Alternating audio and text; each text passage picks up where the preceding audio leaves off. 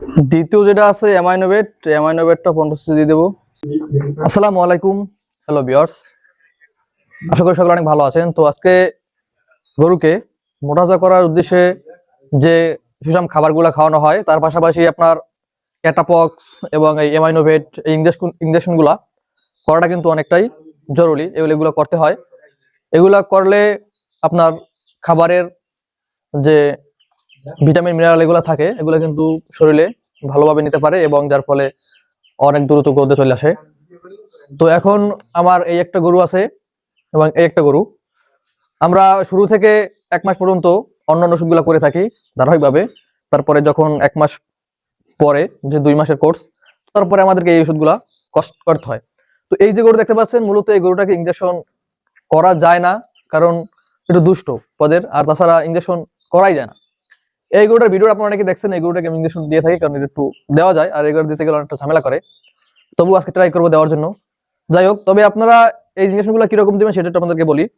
তো ক্যাটাফক্স আপনারা যদি 100 কেজি বডি ওয়েট থাকে বা 100 বেশি 150 কেজি, সেক্ষেত্রে আপনারা 15 সিসি 10 সিসি করে দিতে পারবেন, এটাও সেম দিতে পারবেন।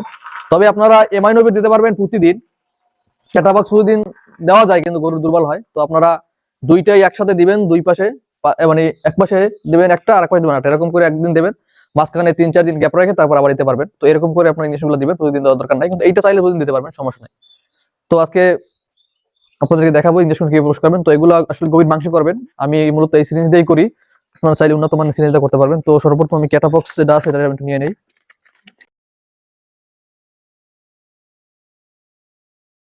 তো আপনারা এই ভিতরে যে হাওয়া থাকে এটাকে সারিয়ে নেবেন, সারিয়ে না নিলে যে স্থানে করবেন ওইটা।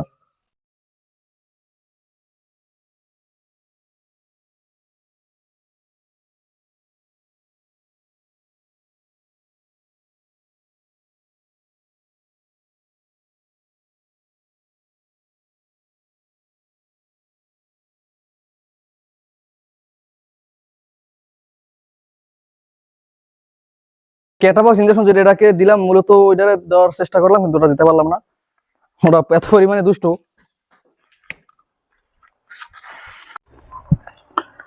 দ্বিতীয় যেটা আছে অ্যামাইনোভেটটা 50 দিয়ে দেবো।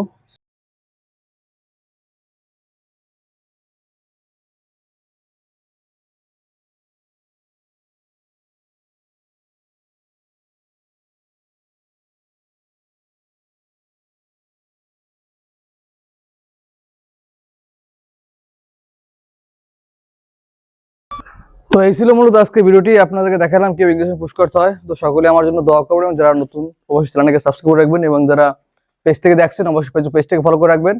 তো সকলে আমার জন্য দোয়া করবেন যেন আল্লাহ তাআলা আমার এই ব্যবসার ভিতরে বারাকাত দান করেন। আসসালামু আলাইকুম ওয়া রাহমাতুল্লাহ।